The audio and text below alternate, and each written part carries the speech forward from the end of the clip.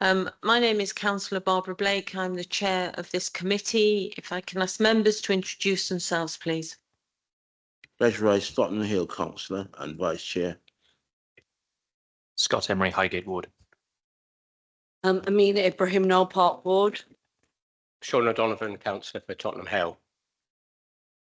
Kathy Brennan, I'm Councillor for Muswell Hill Ward. Nicola Bartlett, Councillor for West Green Ward. Councillor John Bevan, Northumberland Park. Lester Buxton, Councillor for Crouch End. Thank you. If officers present could introduce themselves, starting. Cody Sprock, Principal Committee Coordinator. Matthew Barrett, Senior Planning Lawyer.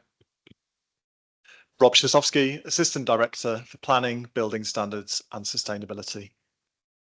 Robbie McKnocker, Head of Development Management and Planning Enforcement.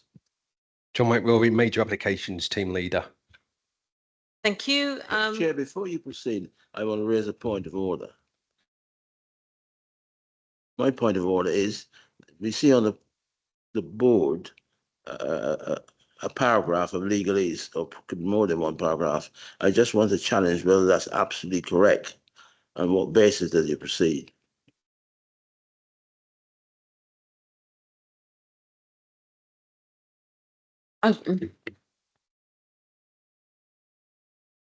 Chair, if I could just clarify that that's just the officer's presentation for item 8, and the wording is the description of development from the planning application. Right, okay, if we can move on then to officers introducing themselves. Cody, if you would like to start. Oh, we've done this, sorry. Did everyone introduce? Sorry, I've lost my thread.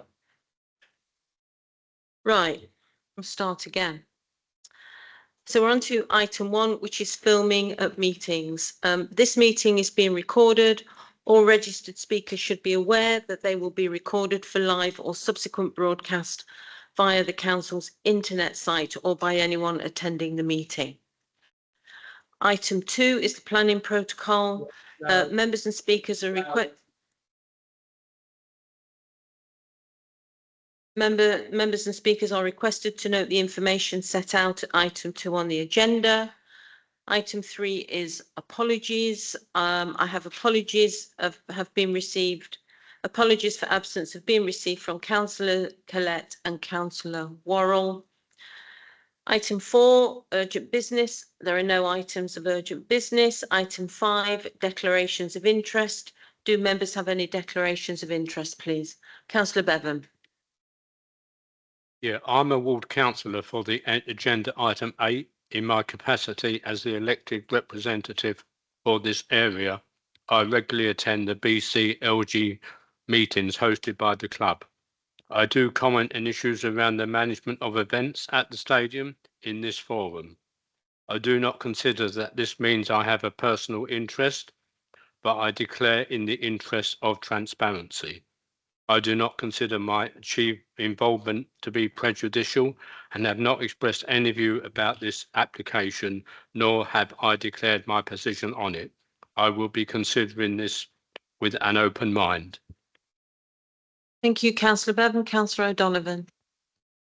Thank you. In this relation to agenda item number 8, as part of my role as a councillor, I am an unpaid member of the Alexander Park and Palace Charitable Trust Board. Alexander Palace do hold a number of music events, although they are of a different scale to the ones being discussed today. I will, of course, be considering the planning application with an open mind. Thank you. Thank you, Councillor O'Donovan. Councillor Ibrahim. Yeah, I'm the chair of Alexandra Palace and Park Board. Like Councillor O'Donovan, I will be viewing this item with an open mind. And yes, we hold events, but again, of a very different scale. And also I hold an Arsenal membership and am a member of Arsenal Independent Supporters Association. Thank you. Okay, Councillor Rice. Just to see what goes on in the committee that John talked about, I attended one meeting, and I don't think anything I heard at that meeting prejudiced my position on this application. Thank you, councillor Rice. So we are now on to item 6, which is the minutes of the meeting held on the 17th of July. Do we approve the minutes, please? Thank you. We're now on to item 7, which is planning applications, which we will now consider, and moving swiftly on to item 8, which is the Tottenham Hotspur Stadium. That's pages 1 to 178 in the pack.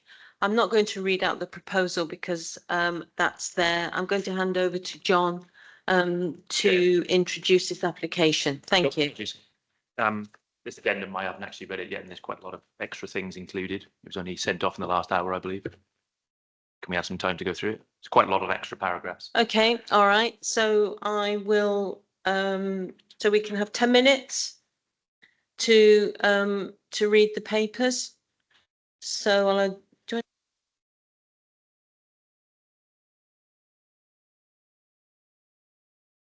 adjourn the meeting for 10 minutes. 10 minutes. So, well, just under 10 minutes till 7:15 for people to read the papers. Thank you.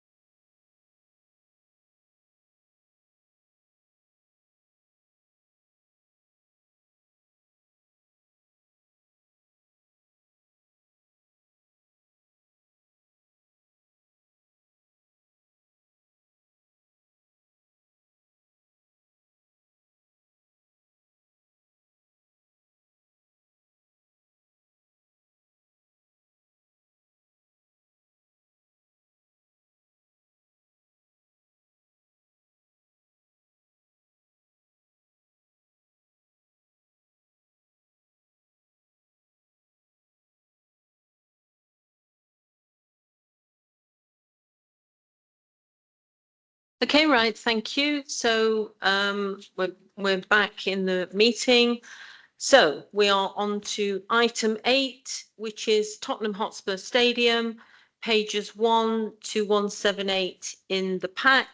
The recommendation is to grant, and I'll hand over to John McCrory to give the to introduce this application, please. Thank you, John. Thank you, Chair.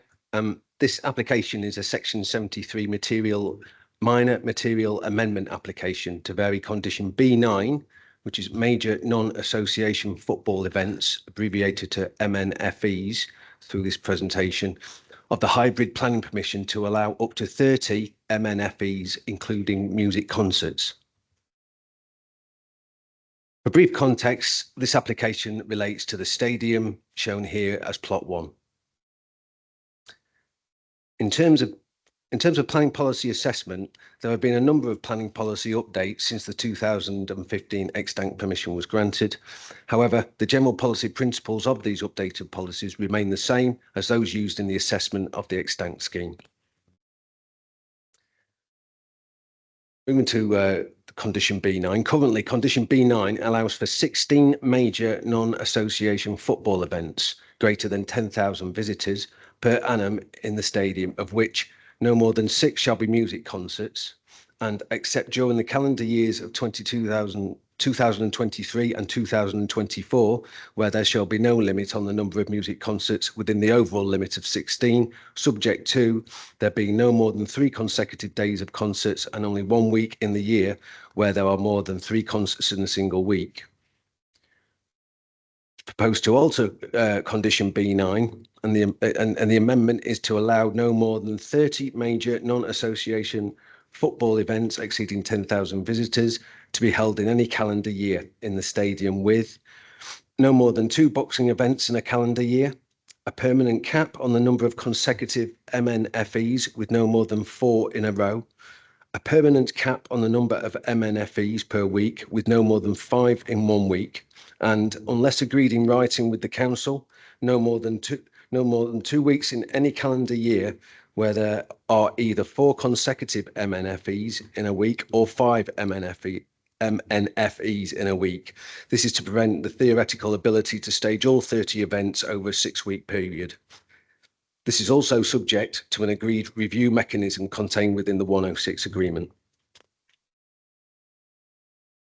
This table breaks down condition B9 as consented and as proposed, setting out the restrictions on the MNFEs. I'll come back to this, Chair, if needed, to go through that table. MNFEs are currently controlled and managed by existing planning conditions and Section 106s, which ensure safety at the events and mitigate impacts on the local area, which include local area management plans for when events take place, travel plans with strategies for coaches, cycles, shuttle buses, and the creation of a business and community liaison group. Other controls are through licensing, safety of sports grounds, safety certificates, and meetings of the SAG via building control. The club has also published a blue book for the local community, which summarise how events are undertaken and managed and what residents should be aware of. The proposal to increase the number of MNFEs will in turn intensify the frequency of events. In order to manage and mitigate the additional events, the same measures as listed in the previous slide will be utilised together with the additional measures set out in the heads of terms in the officer report.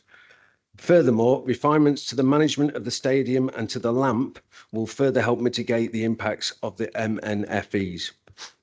It is considered that regardless of how well events operate, there will still be an impact on local residents and on the locality generally. In order to address the concern of intensification and number of the additional events, a review mechanism has been agreed with the applicants as part of the Section 106 legal agreement. This will allow the club and the council to monitor, record and assess the impacts of the proposed additional MNFEs.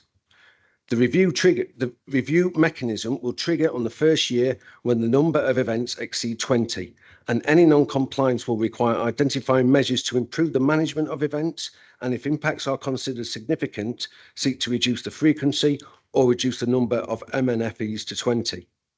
If, however, the additional events are compliant with the number of events,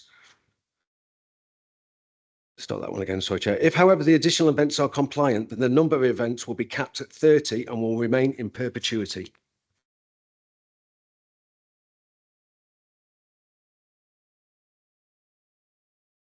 The mechanism will review impacts on local residents and businesses with regards to a number of issues, such as antisocial behaviour, noise impacts, littering, car parking, enforcement, road closures, station queue management and compliance with the relevant LAMP. Issues of the potential impacts on amenity and mitigation measures have been covered earlier. This is an existing situation with existing events, which are managed effectively using the existing measures together with the introduction of a review mechanism for the additional events. Noise levels of MNFEs have been specifically dealt with by proposing to amend condition B10 of the extant consent. The condition will require submission of a noise management plan prior to any event over the consented 16 MNFEs and a post-event debrief. The condition seeks to limit noise levels, stating that noise generated from 16 music concerts must not exceed 75 decibels. Any additional concerts above 16 shall not exceed 70 decibels, and all other MNFEs shall be limited to 65 decibels. Thereafter, following each concert or event, the applicant will be required to offer a post-event meeting to determine collective actions and changes required for future NMPs. The Council's noise management team are satisfied with these restrictions and monitoring measures. It should also be noted, though, that none of the concerts that have taken place to date have exceeded 70 dB. In terms of transport, the events that currently take place as part of the extant permission at the stadium have been successfully managed. However, the proposal to increase the MNFEs will require further measures to mitigate future events. These requirements will be covered by existing and proposed conditions and Section 106 obligations.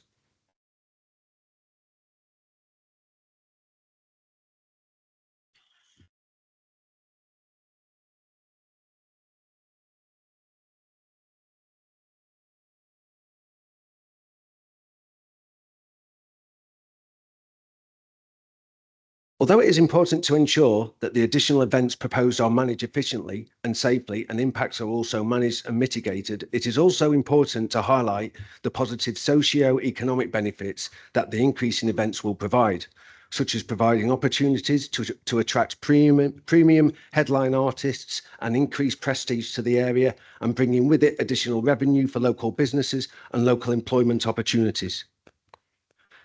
The applicant commissioned a study into the expected revenue that could be expected through the additional proposed events, which found that up to 4.1 million per MNFE could be spent in Haringey, with concerts bringing up to 3.2 million per event.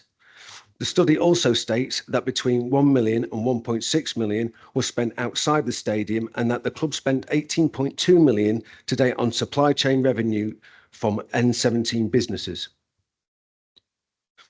In terms of employment opportunities, the report states that between 39 to 45 full-time equivalent jobs per MNFE would likely be created, with 66% of the concert jobs being created outside of the stadium, and that the additional events has potential to generate around 48 additional jobs in Haringey. Additional benefits as part of the proposal includes a business charter in conjunction with local traders, 100 free tickets to local residents, 24-hour advance ticket window for local residents, a £5,000 community fund per event after 16 MNFEs have been exceeded. That's part of a unilateral undertaking. A contribution of £1,000 to regulatory services per MNFE and a contribution of £1,000 for noise monitoring per MNFE. And further and ongoing contributions for monitoring of travel plan and LAMP obligations.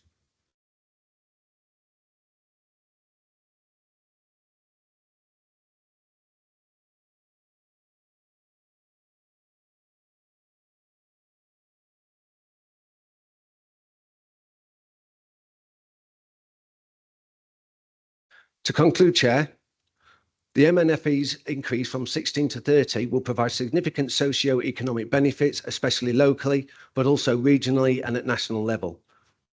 There'll be an introduction of a review mechanism to assess impact mitigation, further noise limitations for any MNFEs over 16, a continued review of transport impacts and mitigation, and overall prestige of additional events and socio-economic benefits outweighing the harm. Accordingly, Chair, approval is recommended subject to the signing of a Section 106 legal agreement. Thank you very much for that. So do members have any clarification questions, please? So got like Councillor Buxton. Thanks, John. On page 4, there's the noise monitoring, £1,000 per concert only. I note that further along, there is the ASB recommendation of 4,000. I just want to check whether that's the same figure. So on page 17, the licensing department have asked for £4,000 per event. Is that the same figure? Not the same figure, but is that the same piece of work that they're talking about?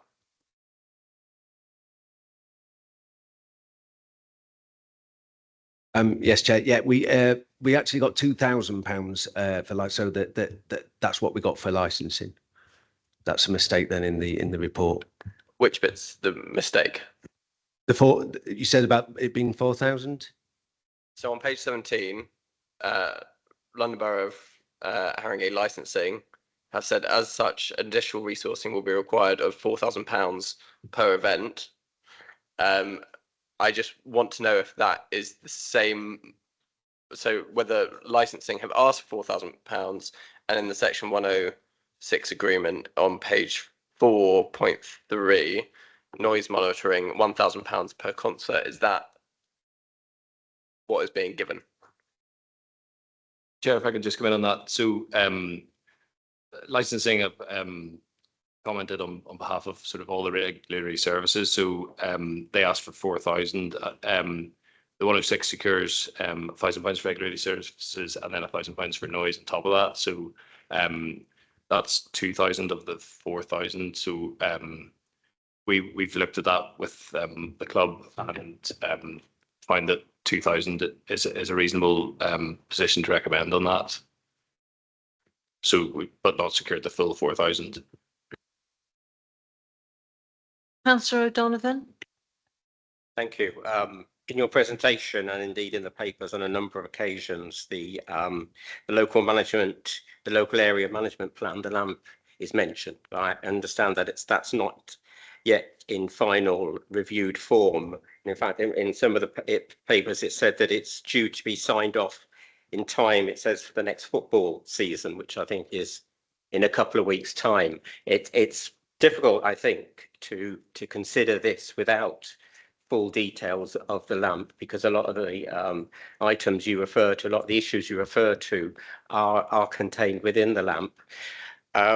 That's one point. The other point is the review mechanism. I know on page 31 and page 32 it talks about the review mechanism, but there seem to be quite a few details missing.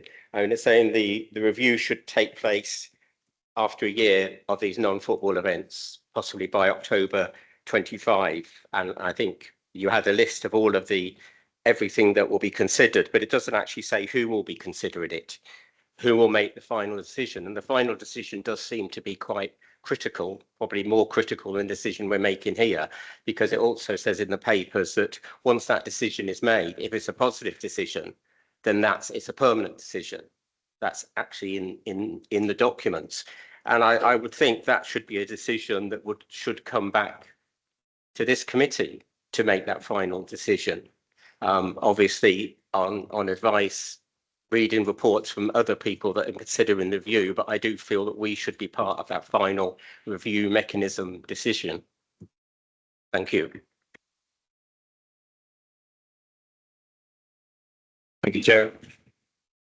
So yeah, the review mechanism seeks to strike the right balance between giving some certainty to allow the club to programme in the events they have, in the coming years, but also control those events and secure any mitigation that's needed to address any concerns that come through that. So given it's a 106 obligation and consideration of those issues is delegated to officers, it would be an officer decision having reviewed all of that information in those bullet points. So the intention wouldn't be that it would come back to committee.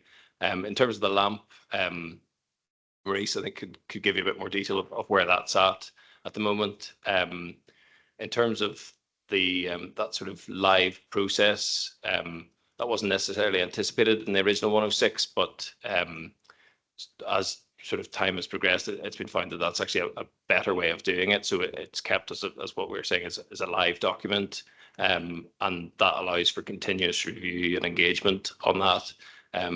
It is correct that there are some issues that need to be closed out on that to bring it together, but that's largely focused around football, and we're considering events which are subject to a different LAMP now, which again wasn't anticipated necessarily in the 106, but gives a greater and a more focused control of the issues that come out of holding these events. Good afternoon, Chair. Hopefully you can hear me clearly and I'm coming through. So the LAMP is a living document and it's a live document. So there exists probably 7 different versions of the LAMP. So it's tailored for every single event.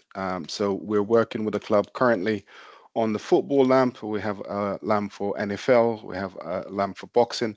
And I think every single event that comes forward will have a bespoke LAMP. I think in terms of the monitoring mechanism, one exists in terms of the monitoring proposal report, and that report is quite comprehensive. I think we can circulate one at the end of this off. Officers can demonstrate to you what's monitored as part of the overall thing. That's independently procured from the council and the club by a consultant, and it includes everything. So we'll be using that one of the matrix under which we will be looking to go forward with any changes to the LAMP. I think we're happy. I'm happy at any time to probably sit down with members to run them through the mechanism in terms of the monitoring proposal document and what it covers.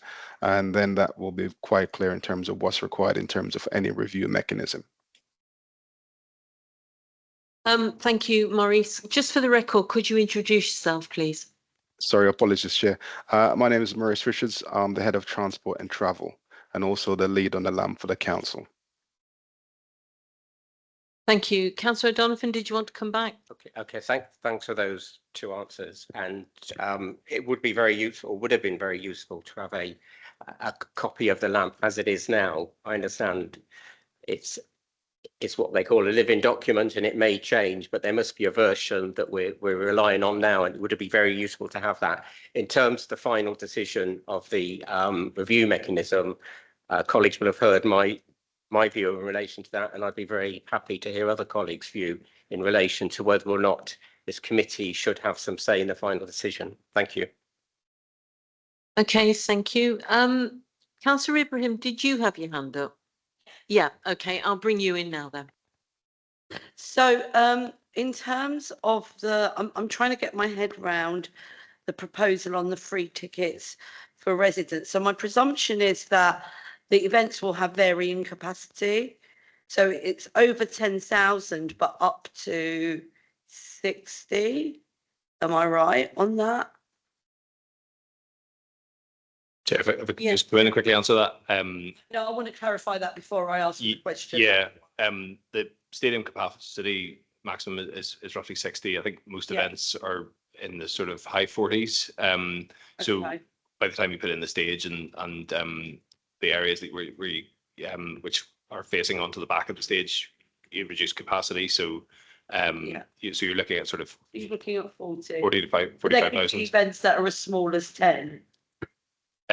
Yes, that would still be affected by this. Yeah, and anything below 10. And the reason why I ask is because obviously 100 tickets per event is a larger proportion of a smaller event than it is a bigger event. So it, is what I'll ask later is can there be a variance on that as a percentage rather than a number in terms of the size of the event?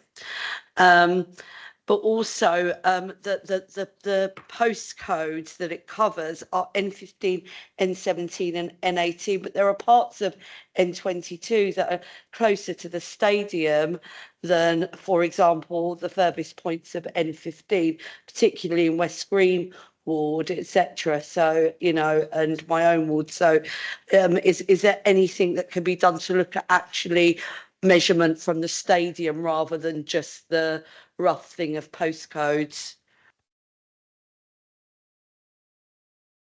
Chair, if I could just take that one. So I suppose some of the suggestions increase the complexity of the issue. So I don't know at what point the capacity is known and things like that. There'll be commercial things that we probably need to hear from the applicant on. What's been put forward, you know, is a round number. It's clear right from the start, which, you know, helps get those to the community, you know, easily and quickly. In terms of, you know, other approaches, you know, we've been satisfied that this provides you know, a good balance in terms of benefits and harm, and that's really what you're looking at. You know, at 100 tickets mitigates some of the harm by you know, allowing local people. And again, perhaps worth hearing from the club just in terms of the distribution of those and where they go. Again, there are other options, but that would potentially increase the complexity of that. But you know, these are sort of all matters to be considered at the same time. Sorry, that's what I was trying to answer. Yeah, that you know, if you do it geographically, it increases the complexity. Whereas, you know, it's clear which postcodes are in which areas. I suppose you know, if you were to cascade through them, again, there's a complexity to that, and I don't know how that would operate. And I suppose if we were to say, well, actually, we want to change that, then you're excluding a group that will be affected from that, obviously to a lesser extent potentially, but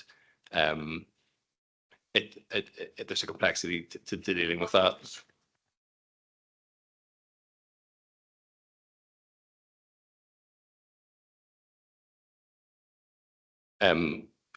Again, I suppose we've looked at this as, you know, a suitable impact. It picks up the local postcodes that we feel are affected. There will always be sort of wider ripples of that, but you know, we're satisfied that it's picking up the affected groups.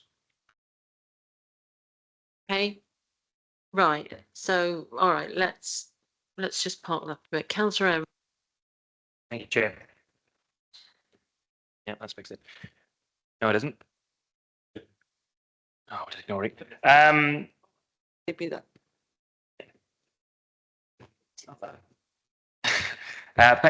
Page 53 of the pack, 6.9.21 talks about a travel plan monitoring fee of £30,000 per year. Is that currently set as the same rate at what is currently available or currently used? Because it's the biggest complaint I hear from residents in regard to this is the place is gridlocked with not enough staff stopping cars from coming in and out. Is £30,000 per year for this sufficient, or could it be increased? Because if it's comparable to what it currently is, then it's obviously not currently working. Chair, if I could take that one. The 30,000 per year is coming to the council to resource our input in terms of reviewing the travel plan, local area management plan, and the monitoring proposal document. The club has got a separate mechanism to procure staff and marshals, which probably runs into millions. You can put that to the applicant to answer it, but that's not included in that cost. That cost is money that's been recouped by the council to cover our time that we spend working on the proposal. Thank you, Chair. Okay, thank you for that. Councillor Rice. Thank you. How much does the local economy gain from these extra matches or extra events which this meeting is considering? And can I ask about the toilet facilities? One of the previous things always people talk about is people urinating in people's front gardens and all the rest of it. And there were some toilets along near where the pub is, and they were refurbished some years ago. Now they've fallen into the disrepute again. So what are the toilet facilities? between the club and the council, what are they doing to improve storage facilities? And again, one of the largest discontents of local people is transport on these match days. You know, if you know the time the match is starting, you can get your business done and shopping and so on before the match starts and after the match ends. But the people shouldn't be forced to duck and dive of that sort. I do notice I fall into error referring to matches. It's not just matches we're talking about. Councillor It's Rice, events. this is, we're not talking about match days. This is about non-match events. But you can't separate the two. They're all the same. Well, that's what this application Well, it should be is. separate. You can't just separate the two. That's what this application is this we're considering this evening. So if I can, I think we can pick up perhaps on the toilet facilities for the concerts. Is anybody yeah? Anybody wants? Sure, yeah. I'll just start with the economic benefits as well, which was the first question. So page 38 sets out this in detail. So looking at paragraph 6.6.15, so in terms of amount spent, sort of that breaks it down actually. Is it so? This breaks it down in terms of money spent in the stadium and money spent outside it. So you got it.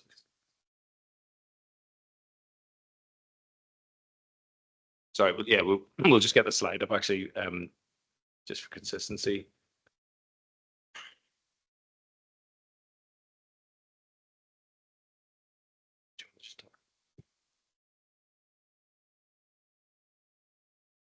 Yeah, so Chair, this breaks down the amount of money that the events envisaged to bring in. A study was undertaken by the applicant, specifically by the request of officers to see what sort of impact this had. So these are the figures that I quoted during the presentation for both money bringing in and what's been spent, and then how that impacts with employment and how that creates jobs within the local area.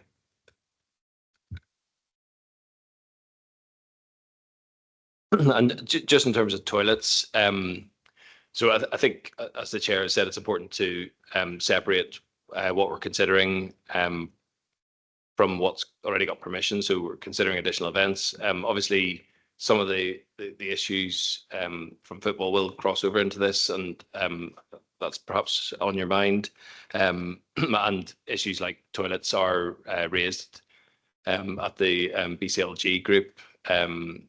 And you know, the club have responded to that. So it's set out in the report a number of the things that have been raised and addressed through the LAMP and through just enhancing the mitigation. So toilets are one of those issues.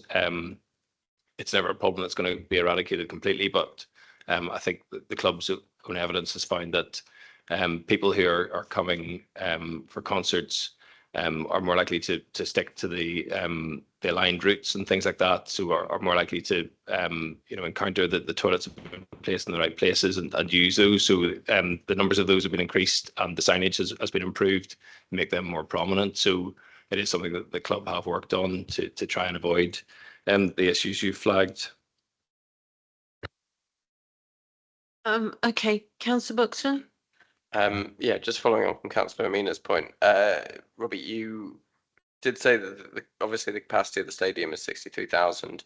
Is there any sort of cap on the size of events other than just the stadium capacity? Because I can envisage that, yeah, okay, some of the seating's not used behind a stage, but if there's a smaller event, i.e. boxing, that, you know, you could use the pitch space for, is there any sort of cap within the terms of reference that would cap it at 63,000, or health and safety within the Spurs Stadium? Yeah, so the club can talk to you about this in more detail. Boxing will hold a larger capacity than a concert because of the nature of that.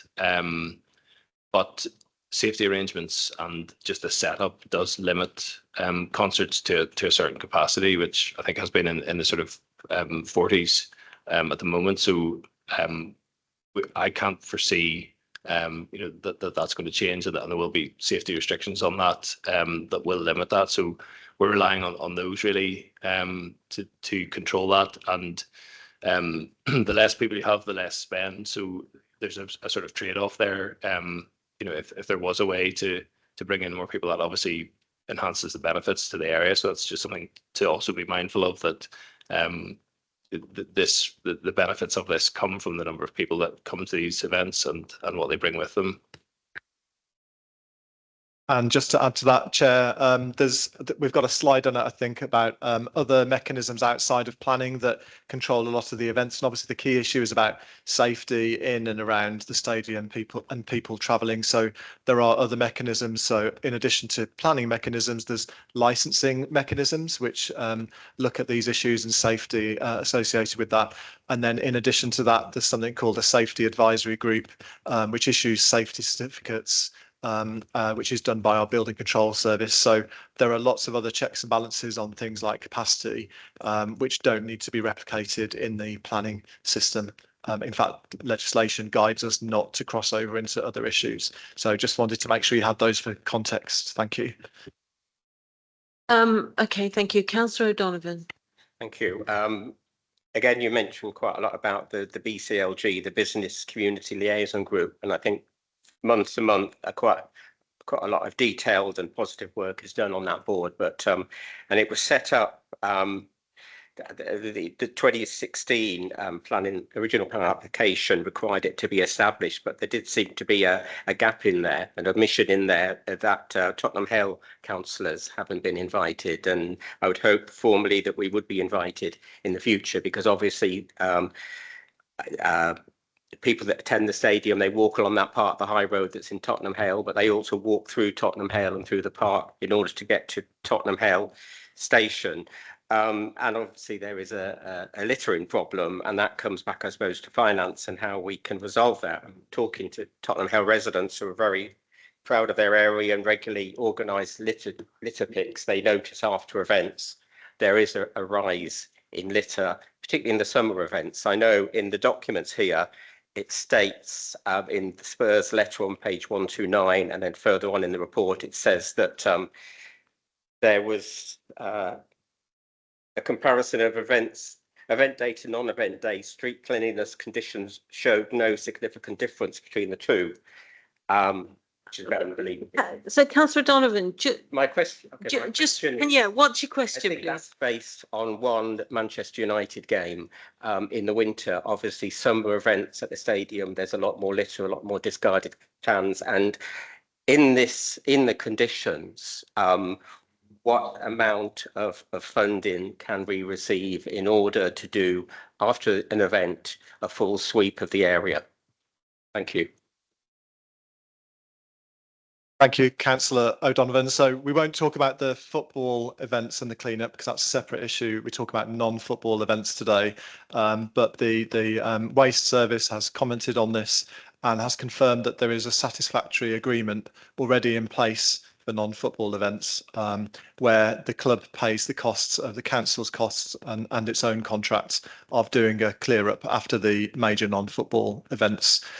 So that's actively monitored by the council and is paid for by Spurs, and there is no objection from Waste Services on that matter for this application. Councillor Bartlett. Thanks. Can I just go back to the licensing issue that was raised earlier? I just wanted to clarify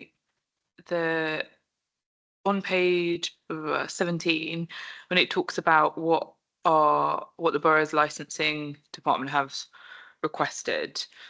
Is the officer who's responded effectively saying that there is only extra funding for licensing beyond the 16 events, And also, if they're requesting 4,000 and we're effectively saying that it has to be 2,000, is that then actively costing the council each time there's an event with the additional enforcement?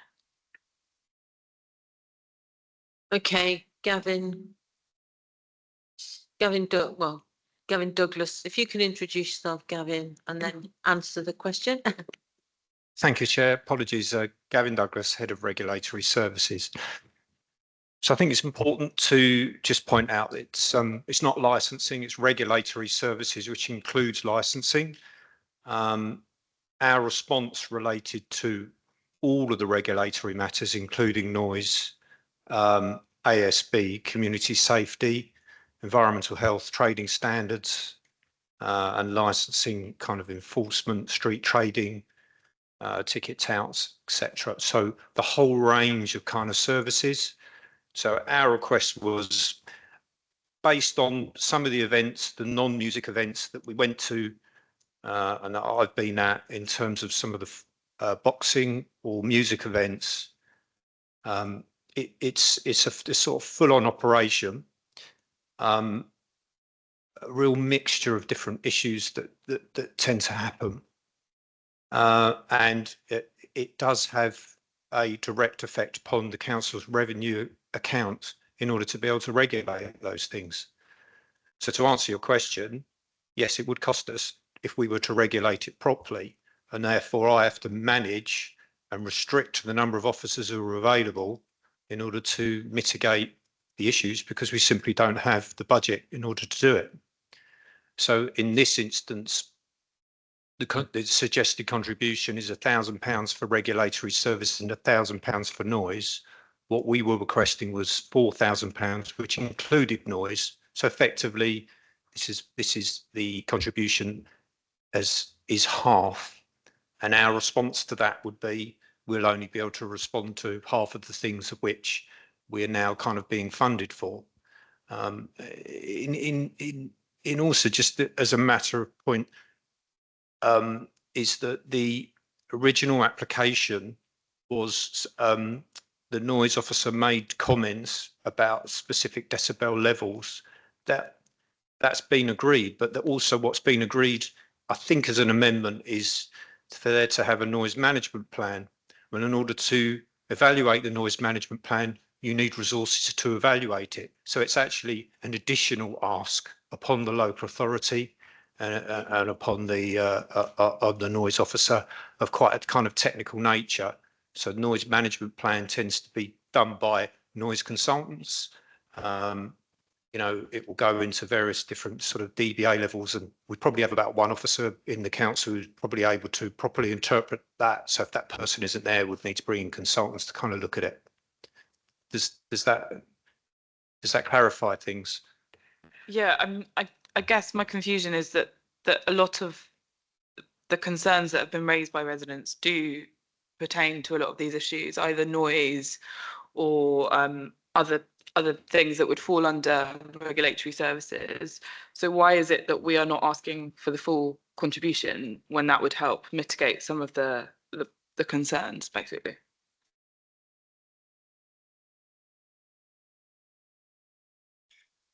Yeah, well, I suppose we've had to look at the balance of issues, and there's been a lot of negotiation with the club across the obligations on this. There are a lot of benefits in this, and those have to be balanced against the negatives. And you know, we feel we've got the right balance here in terms of benefits and the harm in terms of, you know, some of those things that might not be able to be fully regulated without that further funding. And could we as a committee ask for a condition to be put to recuperate the full amount? I suppose if you propose that as a motion potentially to amend that, it's a Section 106 obligation, so it needs agreement from the club. So perhaps when it's their chance to speak, you could put that to them and see whether they take a different position. Otherwise, they're unlikely to agree the 106 and we would never be able to determine the application. Thank you. Right, so so we're still on clarification questions to the planning officer. So I've got Councillor Brennan, you haven't spoken, so I'll bring you in. Then I've got Councillor Rice and Councillor Ibrahim. Councillor Brennan. So I'm following up on the same point about regulation. So I'm just clarifying absolutely. So as I understood it, so the 16 events that we already held, you're not going to be paying extra money for. So the £2,000 per event would be for any events over 16, between 16 and 30. Is that correct? And then I just wanted to comment that it doesn't seem a huge amount of money, and even £4,000 doesn't seem a huge amount of money, bearing in mind the sort of scale of these events. So I would rather agree with my colleague on this about the section 106. Okay, so I'm going to bring Robbie in to just clarify the first bit of the question. Yes, so because you're considering an amendment to this application, you can only consider the merits of that. So we can't go back and revisit what was agreed on the 16 events. So we're only looking at this for the additional events, and you're assessing that impact. The sort of merits of that are for your own consideration. And again, we're at sort of clarity points, but so just to provide that clarity that we can only look at that on additional events. Okay, thank you. So Councillor Rice. Okay, Councillor Ibrahim, please.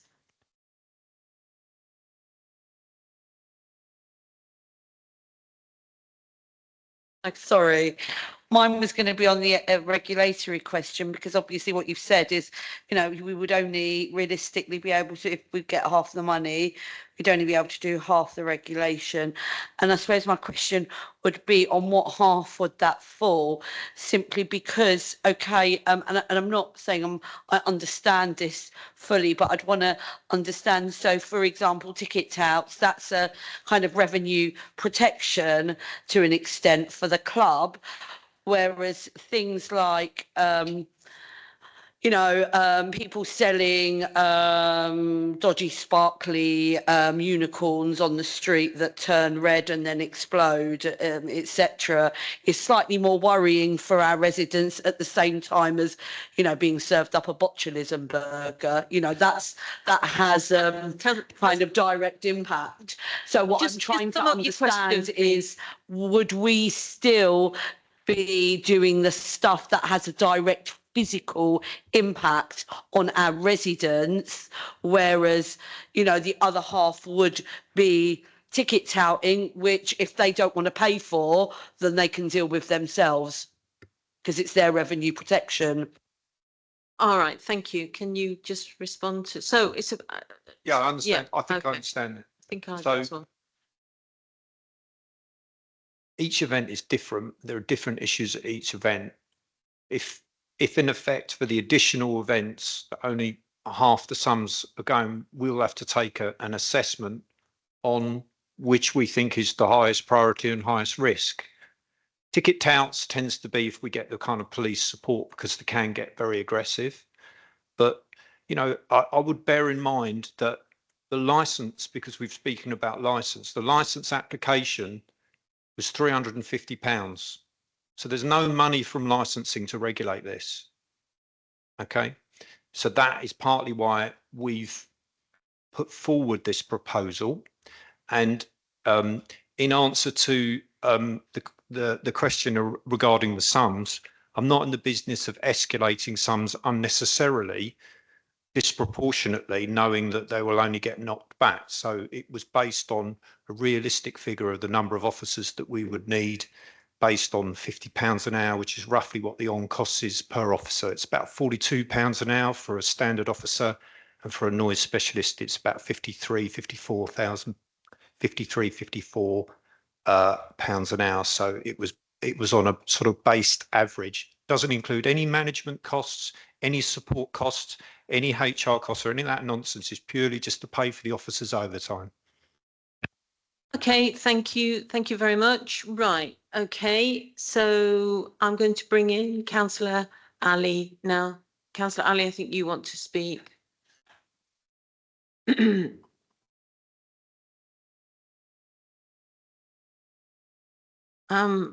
Welcome. And you have 3 minutes. Can we count down?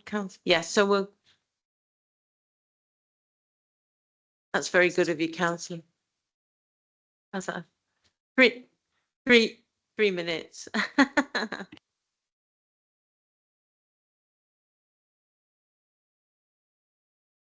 Thank you, Chair, for the invitation, and thank you to members of the committee. It's always a pleasure to see you, Chair, in your place. I just wanted to start by making it very clear that I'm here to sort of make some comments and observations. I am neither here to support nor object to the application. However, I do want it to be noted that the application is contentious within the community. Drawing on the planning application online, there are over 60 comments on this application alone, which is an astounding number when you compare it to any other planning application in Northumberland Park or in Tottenham more broadly. So it indicates there's quite a strong feeling on this issue. But nonetheless, just to be clear, I'm neither here to support nor to object to the application, but to draw your attention to some of the comments that have been made by the committee today. As we all know, Northumberland Park is not my ward, but it's my neighbouring ward, and we care about it quite deeply, our sister ward. And we know that it's an area with some of the highest rates of deprivation in the country. So obviously the events that will be taking place at the stadium will have an impact on a very densely populated part of our borough, in particular, this particular part of Tottenham. And I think it's really important for us to consider the points that have been mentioned by the PAP committee, in particular, the points that have been outlined on the addendum paper.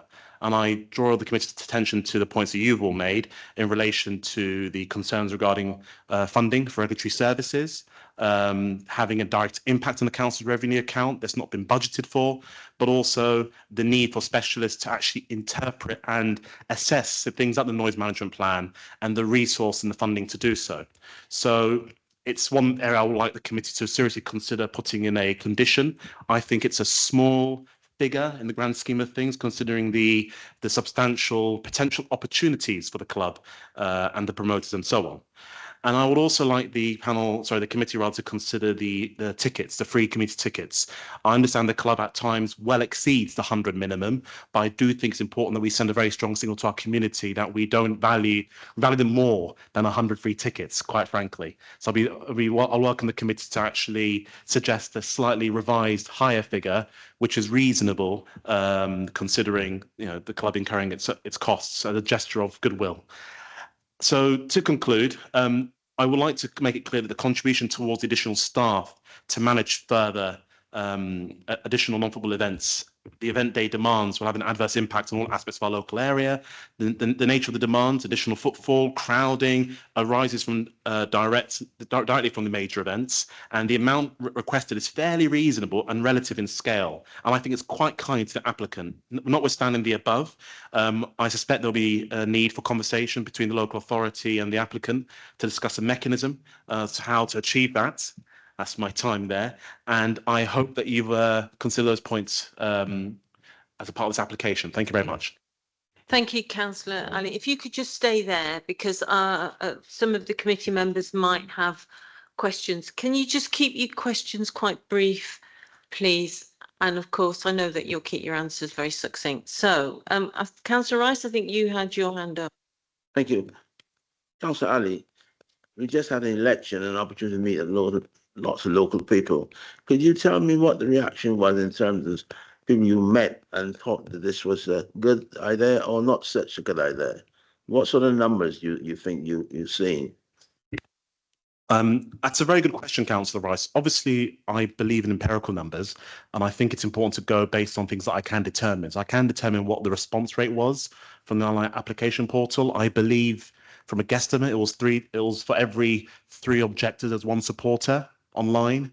Anecdotally, again, people have different concerns. I think people do want to see events. They see it as a way of driving jobs, driving opportunities for the area, driving attractions. But I do think it's about the bread and butter concerns. I mean, to put it frankly, Councillor Rice, in an ideal world, we really should have had a lot of things put in place before really having this application come to committee today. We really should have had to see how the new LAMP actually works in practice.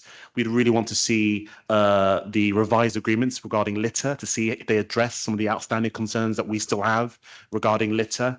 I think that would have been the best way to go around it. I think in hindsight, it's been a case of putting the cart before the horse. We really should have had these things addressed. Now we've had a full season of events, and then we get to a stage where we can actually see it working in practice. So to answer your question more directly, it depends who you ask. I think there are genuine concerns about the issues about buses. The W3 bus at the moment is virtually impossible to take on event days. It's a very challenging thing. The railways, I think litter, I think access. Thank you, But that's Councillor. notwithstanding the cooperation of the club, I think, Right, and the you- council working quite close together to try and mitigate those concerns. You've answered the question. Thank you very much. So, Councillor Emery? In terms of trying to find a ratio for the tickets, the free tickets, obviously 100 free tickets for 10,000 is a 1%. So would you be saying that 1% of all tickets, is that a rough figure you'd be going? I mean, obviously, I haven't got access to the books. I can't tell you what's a fair figure for the club. I can tell you that the Man the Cap and Omnibus would think that 100 is a derisory figure, considering the significant disruption in the area. So I would ask the club to use its good graces to reconsider that figure. And I'm sure it's open to yourselves, members of the committee, to suggest a figure that you think is fair and reasonable. Councillor O'Donovan? Thank you, and thank you for your insight as another local councillor. Maybe you could say something as a local councillor, something about. What's your question, My Councillor question is, O'Donovan? what do Thank you. think is the benefit to the club of these extra tickets? Because if we say 500 extra tickets, that means there's 500 people that attend the event, buy beer, buy food. I mean, these free tickets will generate some money for the club. You've already addressed. I would you like have to make a already- very valuable point, Chair, with your blessing. Go on then. Thank you. quickly, You're very please. kind of me today. I just want to sort of reiterate the point that I do think there's a corporate social responsibility element where I think it's a good thing in principle for people who live in the poorest estates in the UK, quite frankly, to get inside the stadium, have a look around, experience that event. It dispels all that mistrust, some animosity, some sort of suspicious sort of unfair views of the club, I would say, and actually say, the club's doing a good thing for the local community, bringing people in, supporting them, really engaging with them, being very charitable. And yes, who knows, it might drive some spending on the goodies and all the merch, but I do think it's a decent, good thing to do in principle. Absolutely. Councillor Bevan? Yeah, you mentioned the LAP not being completed, and on page 17, the waste management are quite damning about that not being completed. Do you think it would be a good idea to have a condition, a timeline, that the LAMP should be actually completed, so that add that condition to the planning? I would go much further than that. I'll actually give them a date. And I would say something along the lines of within 3 months. And the reason why I'd say that is because we need to get to a stage where the season will be starting in a few days' time or a few weeks' time, and the first major events could come quite soon. So we need to get to a stage where we know, as councillors, as residents, what works, what doesn't work. We just want to see it trialled out and working. So we just need less delay, less dither, more action. But on the waste element, I would invite a rethink in terms of the footprint. I've always argued the footprint is very narrow and it should cover any area that has an event day parking restriction. And I think that's very important. And that'll answer your questions, Councillor Donovan, about Tottenham Hale and about neighbouring walls that also have displacement of litter and waste. But I would definitely welcome a hard deadline. Councillor Ali, thank you very much. Thank you for that. Thank you, Chair. I'll bring the applicants forward, please.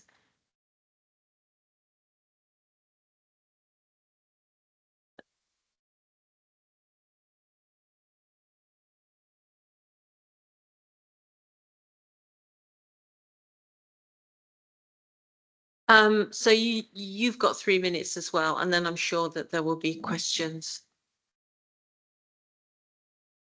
Okay, thank you, Chair. Just to come back on a few really just respond to a few of the points that Councillor Ari has made and a few of the points made by the councillors this evening. The first thing, just a point of clarification, the £1,000 contribution to noise monitoring applies to every concert. So it's not just anything above the 16, it's every concert. Clearly we need to form a picture back to this point about 75 decibels, we need to be able to monitor every concert. So that's on every concert, not just those above and beyond the 16. That's a slight distinction from the other elements of the regulatory services ask. On the second component of that, I mean, we absolutely value the work done by officers on the ground that support events at the stadium. It's the same efforts. Officers helpfully provided a breakdown of where that money might be spent, and we took the view that we'd rather prioritise that money on things like preventing antisocial behaviour, street drinking, that sort of thing, rather than things like monitoring weights and measures in pubs round and about. So that's why we came away slightly from the 4K.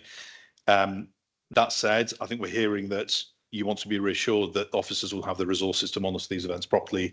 So I'm happy to double that figure to £2,000 per additional event to make sure that that service is provided and that officers have the resources they need, because ultimately, when we come back to exercise a review mechanism, if we've done enough events in, say, October, November next year, we absolutely want to be able to make sure that we could put off evidence in front of officers to make sure that that test can be passed. I think it's in our interest to make sure that the council has the resources that are adequate to make sure that that is policed. I would say in mitigation also that the capacity of the stadium has doubled.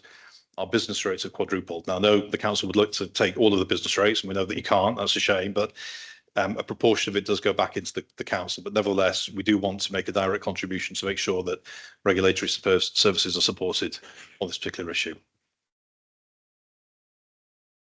Thank you. Is anything else you want to add? So nothing else. No. Okay, Chair, great. Just to respond. Thank you. We're here to answer questions. I'm sure, and you can pick up things in questions. So I've got Councillor Brennan and Councillor Bevan. So Councillor Brennan. Sorry, I'm just trying to clarify your figures on that. So when you said, so originally it was 1,000, then you said 2,000. So is that just doubling it to 2,000? Or is it 2,000 on top of the 1,000, which makes it 3,000? Just checking. It's 3,000, but the £1,000 for noise monitoring is slightly different. So we have to apply that to all concerts because we have to form a picture of all concerts. So that's on all concerts. The first 16, the next 14, whatever it might be, that's on all concerts. The £1,000 that was otherwise for all the other regulatory services is now, or we're offering £2,000 per extra additional event. Concerts, non-concerts, but every additional event of the 16. So it's nearly at the 4,000. Three-quarters of the way there. Councillor Bevan. You talk about your business rates that you pay to the council, but for all these extra events, your business rates will not increase. So all the extra costs is falling on the council. I think you see where this is going. So what I'm going to ask you, will you consider paying £4,000 for each event? Now, I'm going to say every event, not just the 16. The officers may say that's out of order, but I would then ask you to consider that you pay £4,000, ignoring the £1,000 for the noise, that you pay £4,000 for every one of these 16 events, which the regulatory officer says he needs to police these properly. And you know the state the council is in. So I'm asking you if you would actually commit to that now, rather than waiting until we get to a final vote at the end.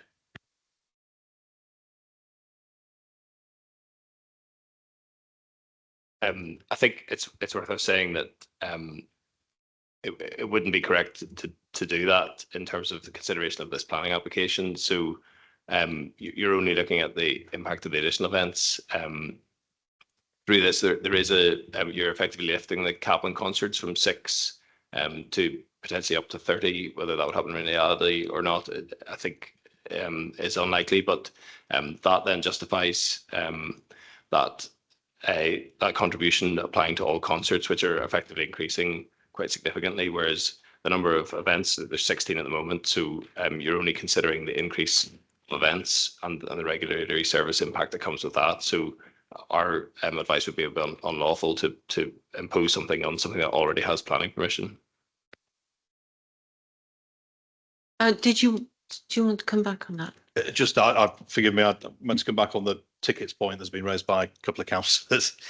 I mean, the 100 tickets has actually been quite hard fought. My colleague here, Gary, is the soul that deals with the event promoters and brings these fabulous events to the stadium.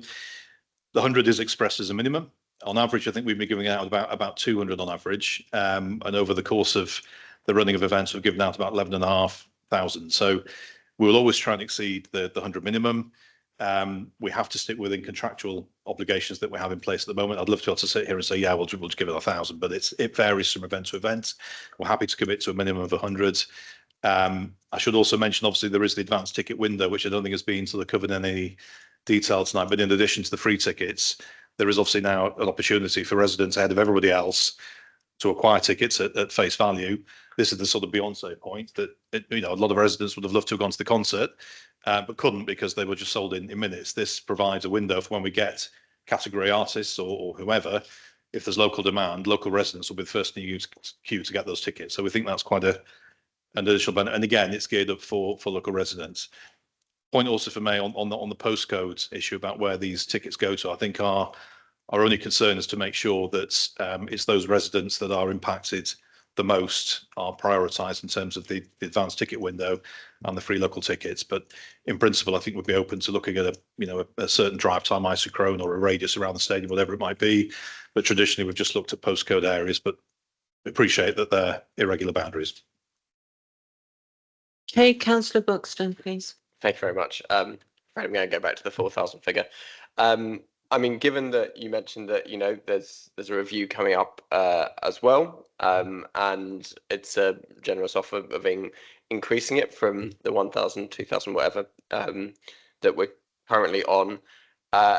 However, given the public view of a lot of these events and the concerns that go around that, and obviously the financial pressures that are facing the council, I mean, that time period between now and the next review, if we spent the £4,000 as the officer says that is needed between that time, and that also gives you an opportunity to work with the council and with the regulatory services to actually audit what happens in those events, then surely that would be better for the community, better for the club, better for the council, and then coming up to that review, if it is £3,000, then going forward, that can be the option. I mean, officers have addressed that point to a certain extent. I would say that there was a breakdown provided of what that £4,000 amounts to. If you take out the noise monitoring amounts, which we readily agreed to because we could see the importance of that. There were elements, though, in the remainder of that ask that we felt may not pass the SIL regulation test necessary for a planning obligation and a payment, basically. And there were elements that we felt absolutely did, and that's why we've not said no to a contribution. We think it is, there are elements of what's been asked for that are absolutely right and proper, and that we should provide the council with the support for the resources to carry those functions out. But there are certain elements, for example, monitoring weights and measures in pubs round and about, really, that where other licensees are paying their own licence fees, that I'm not sure necessarily fairly falls on the club. Okay, thank you. Councillor Ibrahim. My question was going to be about the free tickets for the residents. So, obviously I have seen that you said that's the minimum that you can offer, but obviously we've raised the issue that there are events with varying capacities, and I'm directing it at you because my understanding is this is your area. So is it possible to set a minimum of 100 for your small, for an event of 10,000, and then an additional 30 tickets per 10,000 thereafter? So if it goes up to 40,000, then if your average distribution is around 200, then you could potentially offer an extra 30 tickets per 10,000 or part of thereafter. I've tried answering that question once. Gary, I'm afraid you're not going to sit there without saying. I think, David, correct me if I'm wrong, but the average tickets that we've given out to date is 197 per show. So we are over that. And the reality is, when it comes to artists like Beyonce, we will probably be hemmed in at a certain level that the promoter will contract us to be able to bring the event. But most events where we are able to, we will give more than the 100. But from our point of view, we have a contract with the promoter. So we've shown already that we're giving 197 average. Wherever we can, we will give more. Thank you. So you've answered the question about the free tickets. So I don't want any more questions from the committee. You've answered that. That's it. So Councillor O'Donovan, you had your hand up. Is it if it's about free tickets? I don't want it because the applicant's answered it. Well, it's a different aspect of the free ticket. No, I'm sorry. No. The applicant have answered the question. Do you have another question for the applicant? Thank you. Obviously, when you put on these events, you have certain amount of control, and then the promoter has certain amount of control, and the promoter may want to do certain things, but you may say, well, actually, we will get additional benefit if we pay for additional people to come to the events for all of the reasons that Councillor Ibrahim, Councillor Ali has been saying. So I'm moving it from the responsibility of the promoter. It's great the promoter gives 197 tickets out of his or her. I think, Councillor, right, please don't. I did say that I didn't want any more questions about tickets. So your comments are noted at the moment. Councillor Rice, please. Mine is not a distance far away from tickets. My concern is local charities. We had the Irish Centre, which depended a lot on the revenue they could raise from Spurs match days in their centre. As a result, which was one of the better community organisation hiring a collapse because of funding.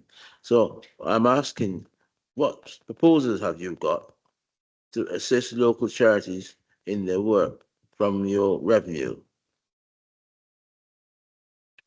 Thank you, Chair. Just to come in first and then the applicant can answer. Just to remind committee, there's planning legislation which sets out what can be considered as material considerations. A lot of what we're talking about is not featured anywhere in planning policy in any detail. We have to focus on what is legitimate and legal to be able to ask for in planning terms and is necessary and meets the test to mitigate the impact of development. So the applicant will be able to answer some of those questions, but some of this sits outside of planning. The planning balance, looking at these issues, has to be carefully considered to make sure we're not straying too much into non-planning issues and that we're meeting the legislative requirements on planning contributions and financial contributions. So just want to remind you that's the scope of the debate and discussion for this meeting. Thank you. Do you want to come back quickly on local charities?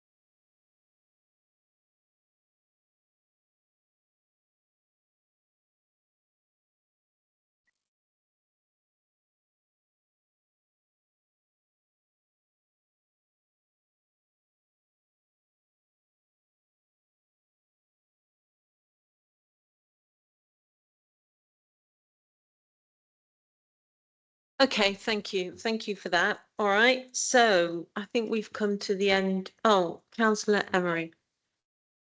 If it's about tickets, it's not about tickets. Right. It's not about questions that we've already asked. Nothing to do, no, a brand new. Wow. Wow. Yeah, amazing, isn't Okay, it? go ahead, Councillor Emery. It's to do with how people are reaching the stadium, because one of the big issues that people talk about is the fact that, cars are being dropped off and stuff like that. And one of the big ways that you could improve the ways that people read tickets is through proper cycle infrastructure. And it mentions at 6.9.29 the fact that we're trying to reach this 1% of all attendees to come by cycling. So I was looking for assurances that we're trying to improve this, because it currently sits at 225 cycling places, which is only a 0.3% of the capacity. So yeah, just trying to get some assurances from you that this will be looked into.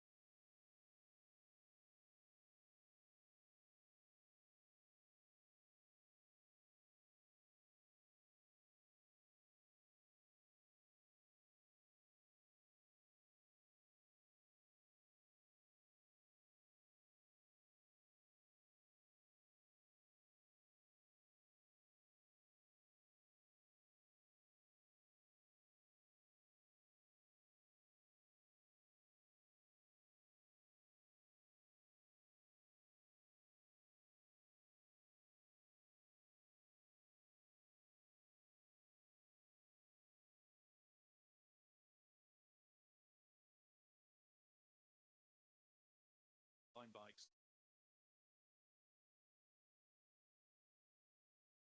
Things change.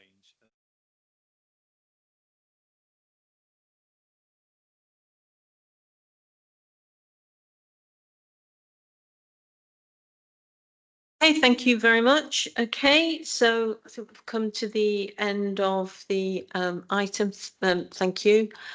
So we'll now move to the recommendation. I got a proposal to make. Okay, Proposal is asking this matter be put back and to give an option to fully investigate and report back. There's a whole number of issues that we looked at today very vaguely, not with the intensity of examination that they deserve. And I'm sure we could do much better than this and put these proposals to the committee. So I'm asking that this matter be not decided tonight, but referred back to the officers for further consideration and development of fundamental proposals. so is that a motion to defer? Yes. Right, okay. And do you have a seconder? Councillor O'Donovan, are you seconding this? Yes, just one line, particularly in relation to the lamp. I think that's information that we don't have. So I support Councillor Rice in his application to defer. Okay. Oh, I was just going to say that I'm not clear on what the reasons are to defer this, Councillor Rice. So can you set that out, please? Well, I told you what the reasons are. The thing hasn't been developed. The paper before this committee, with respected officers, is not the type of committee, the details that we should have before us to make these decisions. There's an awful lot of stuff, like the lamp and other things that have been mentioned, is not developed in the sort of detail and is not separated. One of the problems is that because this is tied up with other events at the stadium, the separation from the material matters in other parts of the scenario isn't clear. So we want a clear paper that separates out the things that we should be considering and the things that we don't necessarily have to. Okay, want some officer advice on this, please? Chair, yeah, I think just a number of points for members to consider on this. I think we were worth hearing from the applicant in terms of just any sensitivities in terms of timing, in terms of deferring this decision, because I know that they are looking at a programme of events, and I think worth having some clarification from Maurice just in terms of the status of the lamp and where it is in the process of review at the moment, and specifically in terms of concerts and football and how those are separated in terms of lamps. So if I could bring in the applicant just to advise of any impacts in terms of delay in the decision.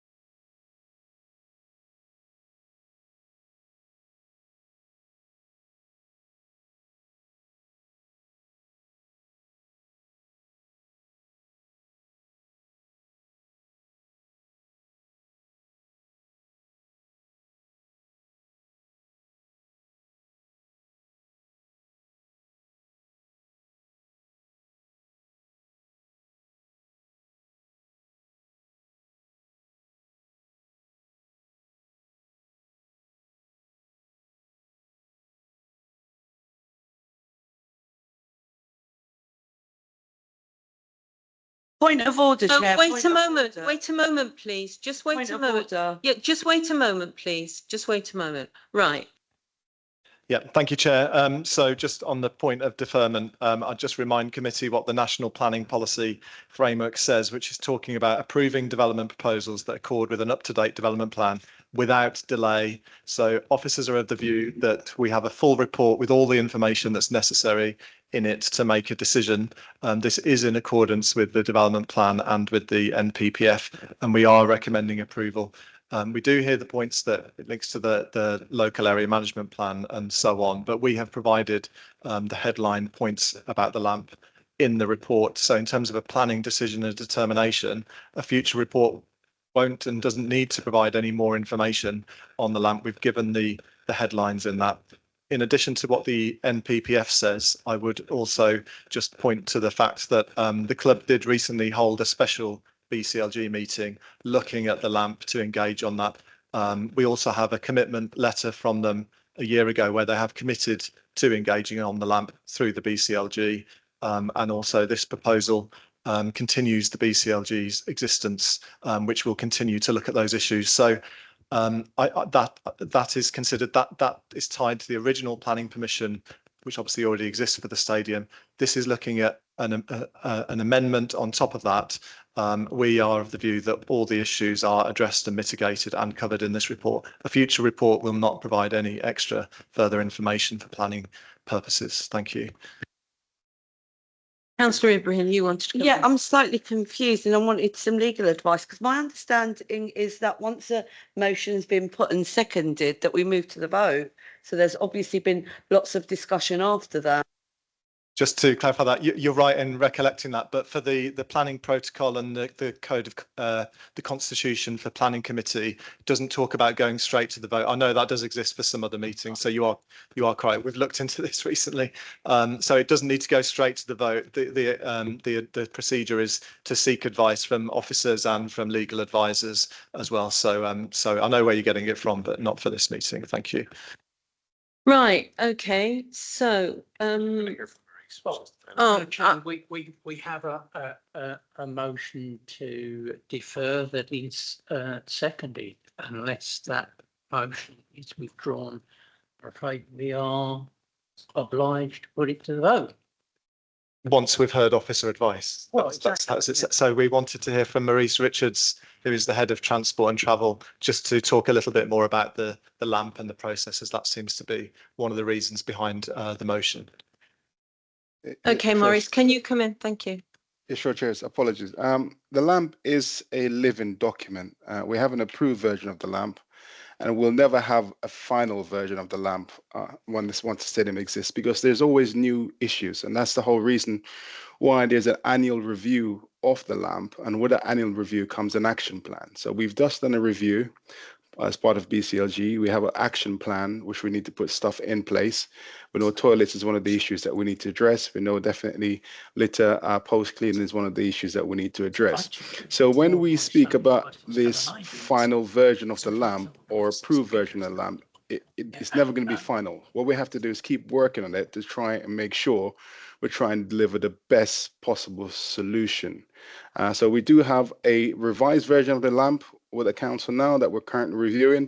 And as I said earlier, I'm happy to meet with members to go through the whole LAMP because it's all inclusive. It includes all the walking routes. I think what we've done here to reflect what's come back from members and also from residents is to look at reviewing the walking area for the LAMP. So if you look at attached to this planning application is a review of the appendix, which is included in the heads of terms, which will allow us to start looking at those wider walking routes to Tottenham Hill, those wider walking routes going up to the A10 to see how we can include a cleansing and if we need additional toilet facilities.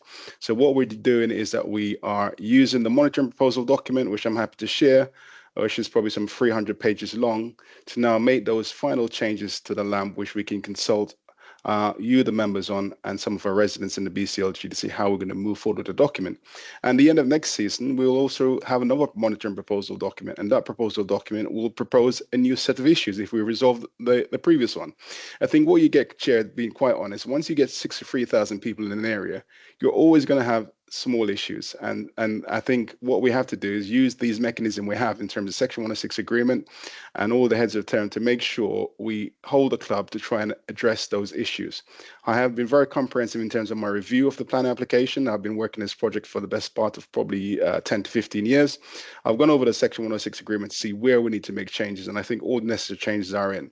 I'm happy to meet with all the ward councils that are affected by the LAMP to see how we can target those issues they're having as part of the LAMP and include them in the action plan. But these are going to be ongoing issues because there's no way for us, and I think it was presented by John, to always resolve every single issue that's raised as part of 63,000 people entering the area. But we'll try our best to resolve as many of those issues.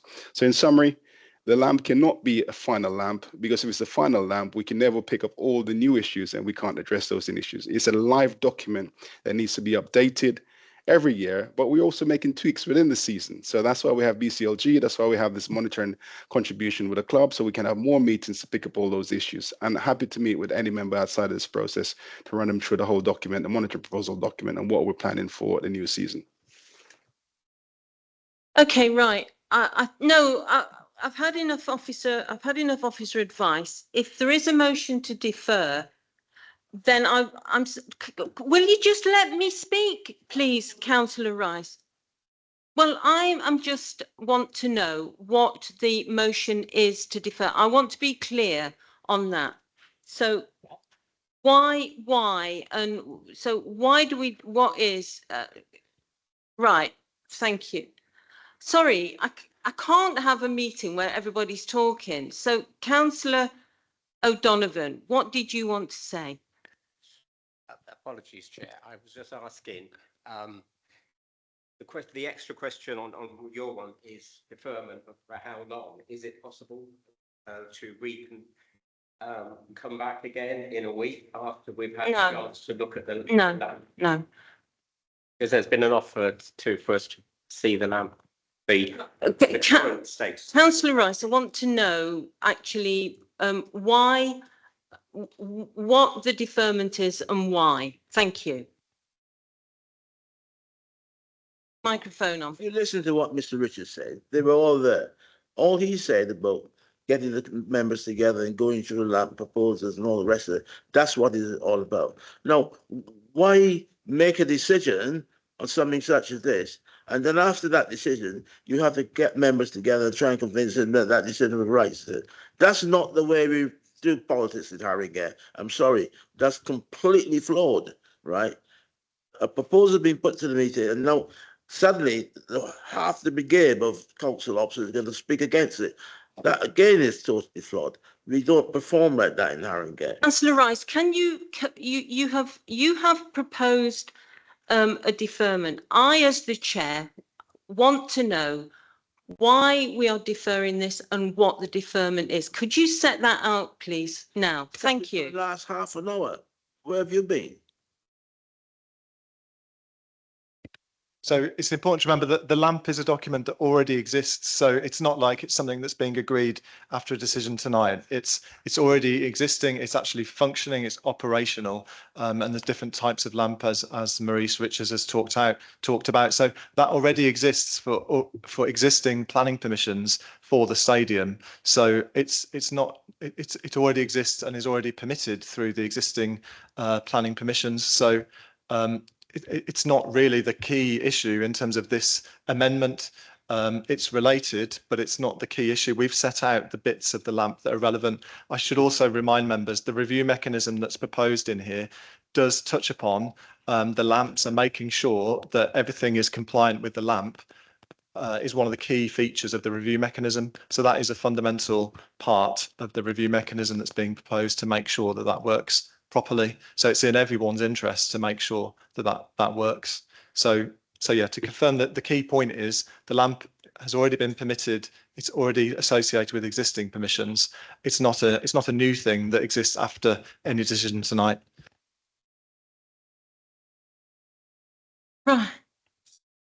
Right. So I think we should move to a vote. So we have a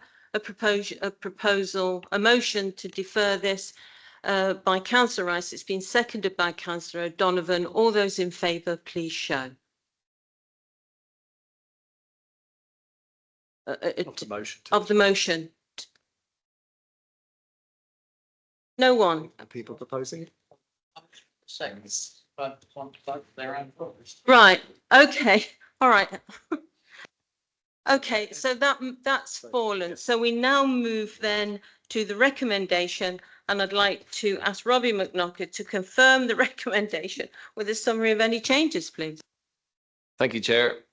So two key changes. So point 2 of the heads of terms in section 2.4, that fee at point A has been increased to 2k with the agreement of the applicant, and we're satisfied that that meets the tests. And also point 8 of the heads of terms, point B, to be amended to look at an appropriate radius from the stadium. So those and the changes in the addendum are the only changes. So the recommendation is to grant subject to a section 106 agreement. Okay, so, well, Does that include the extra £1,000 that they offered for the regulation? Sorry, if that wasn't clear. Yes. So point 2 of the heads of terms is that £1,000. So that's increased to £2,000. Yes. okay, right, let's move to the vote then. Councillor Bevan. I wish to move an additional condition. I understand the £1,000 is paid for every event for the noise. I wish to move that the sum of £4,000 be paid for every additional 16 events, which will support the 6 or 9 officers involved, and also contribute towards the admin cost into that service. So I wish to move that the 16 events incur an extra cost of £4,000. So that's a motion. Right, is there a seconder to that, please? No, okay. Officer advice. Right, Councillor Rice is a seconder, so officer advice on that, please? Chair, is it possible to amend the motion? I don't know what the rules are. Let's just discuss the one on the table first. So I think Councillor Bevan, you described it as a condition. It would be just a further amendment to that head of term. So it's already as a head of term, not a condition. So you'd be proposing to increase that to £3,000. It's a section 106 obligation. So we need an agreement from the applicant to enter into that. So we can't do that unilaterally. So there would be a risk that if they're not willing to enter into that, then we would end up unable to agree the decision and issue permission, and potentially have to refuse it. So I think that's just worth bearing in mind.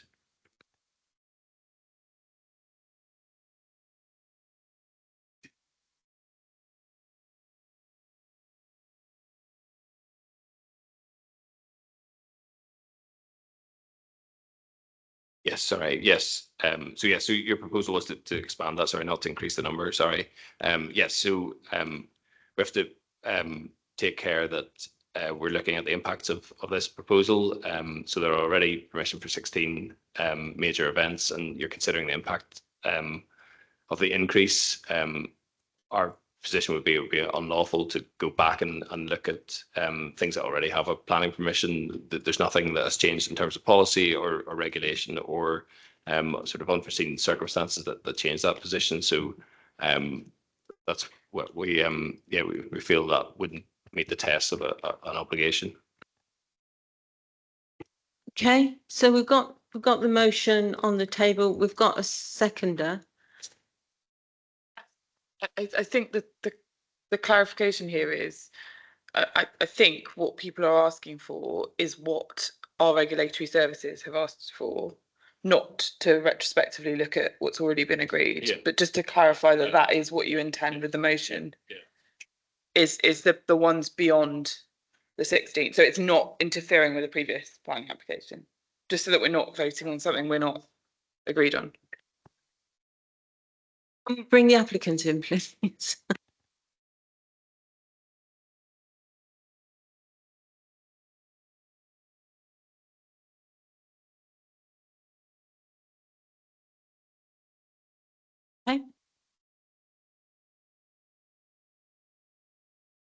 Hi, can I speak? Can. Apologies, it's just that. Could you introduce yourself for the record, please? Yeah, I'm Donna Cullen. I'm a board director at the club and chair of the trustees of the foundation as well. And apologies, because when Richard speaks, we're not able to hear that on the feed. But on this point, if I can clarify, and I know that this can't relate to the existing 16, because that's already with planning permission, but if the issue relates to additional events in excess of the already permitted 16, then we will, the club will commit to the combined 4,000. I do not want to be in a position where the council are saying to us they have costs that we are not covering or meeting, but I do want to also better understand those costs and that they're properly applied and that the manpower is properly applied to the events, so that when we get to our review at the end of the year, we all know that everybody has stepped up to do what is needed in the interests of the neighbourhood. So I think the 4 relates to those in excess of the 16k, and it is a 3+1, if that's correct. Okay, does that address? I think that addresses your motion, Councillor Bevan. Okay, so are you willing to withdraw that then? I'm in agreement myself, so it's up to the committee if they're in agreement. So can I just bring Robbie? Can I bring? So it's 4k in excess of 60. Right, can you just clarify, Robbie, that please? Yes, so with the club's agreement, then we amend the overall obligation for regulatory services. So 3k for regulatory services, ASB, etc., and 1 for noise, so a total of 4,000. So that's an update to the recommendation, and it for everything in excess of the 16. Right, the applicant. I'm going to allow you.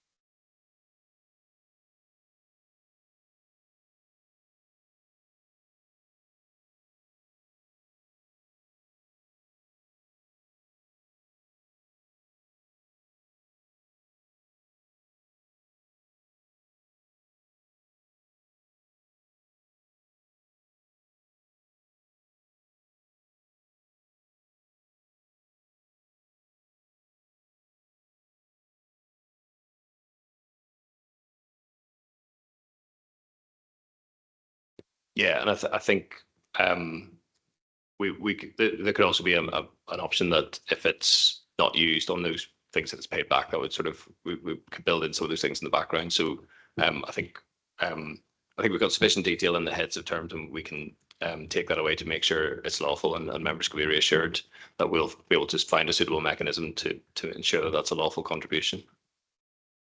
Okay, right. So the recommendation is to grant. So all those in favour, please show of the recommendation, please. That's unanimous. Thank you. Thank you very much, committee, and thank you as well, Councillor Ali. Thank you. Thank you, everyone.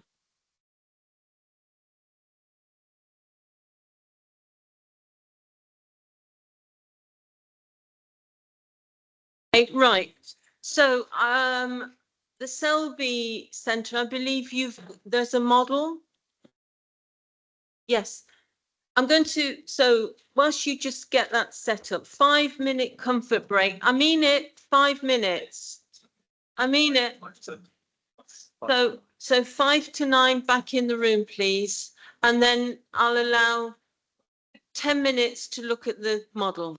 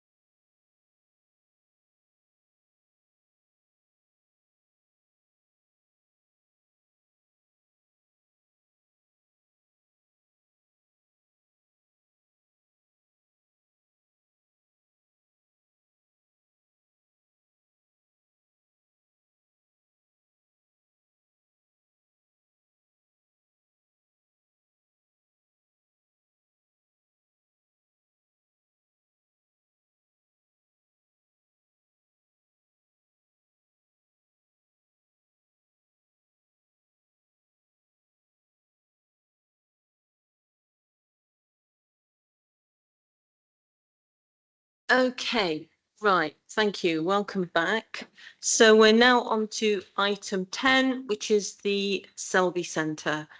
This is pages 179 to 228, and I will pass over to the planning officer to introduce this application, please.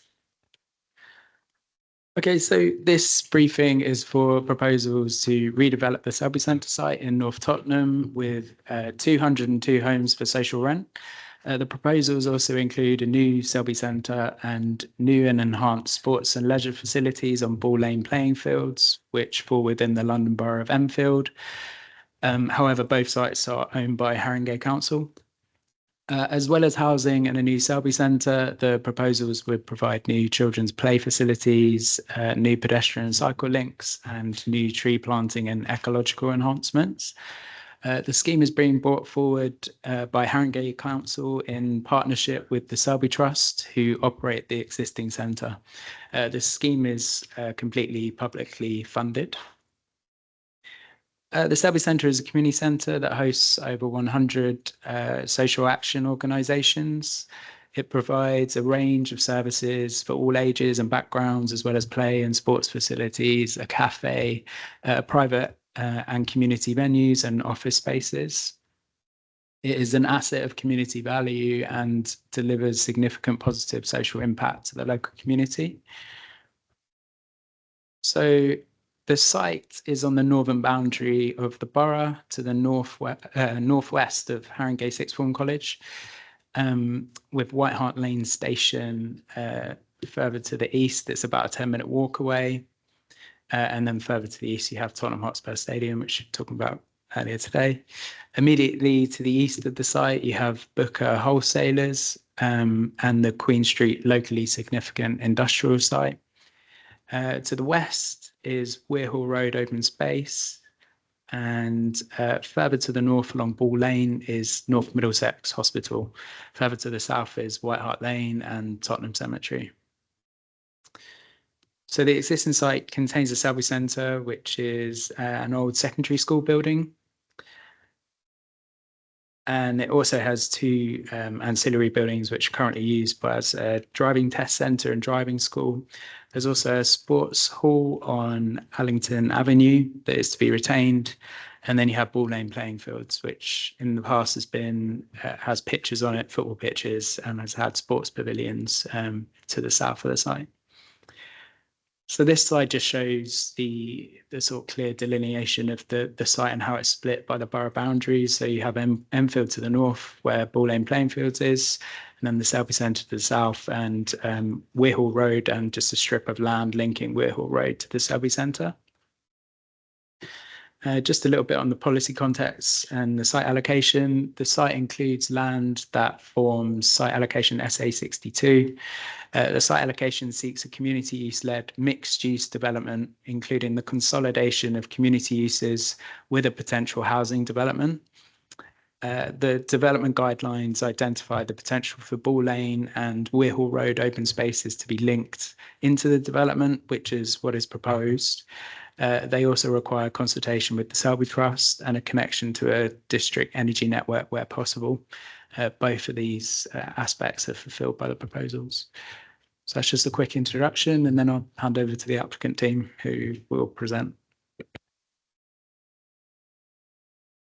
Okay, so a short presentation by the applicant.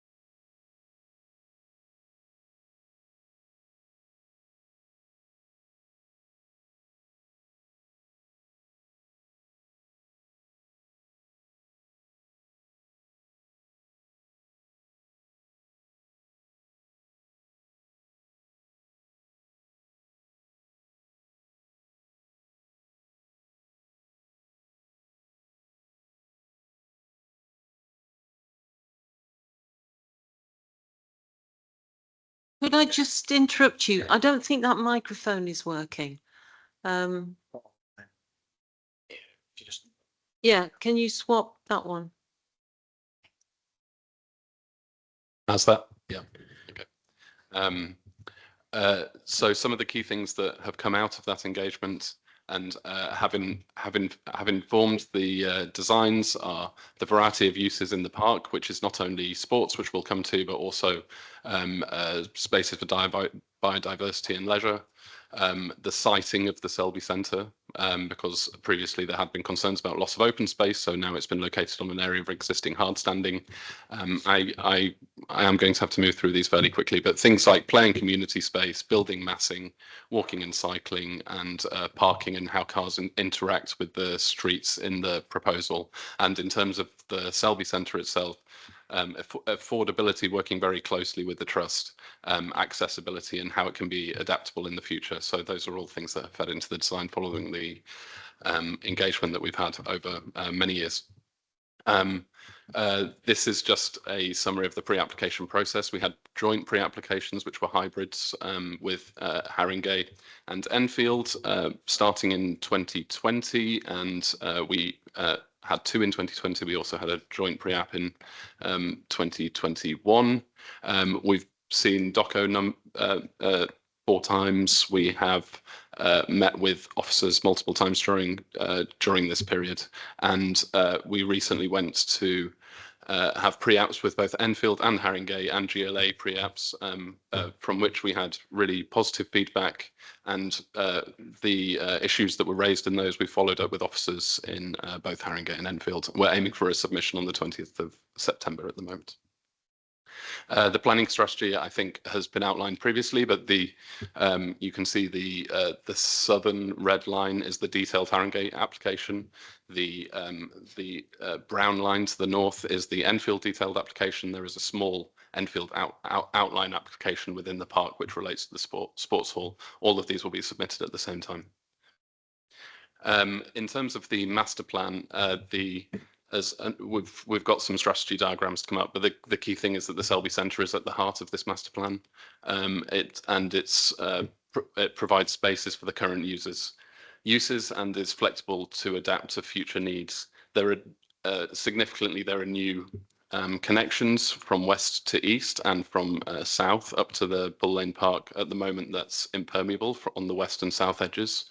We're providing 202 homes on the southern part of the site within the Haringey boundary, and then new all-weather and improved grass pitches in the park, biodiverse edges to the park, retaining the mature trees, generous new entrances on Bull Lane to the east, and a number of other sports facilities. Obviously, the Selby Centre acts as a sort of fulcrum in the centre of this whole plan.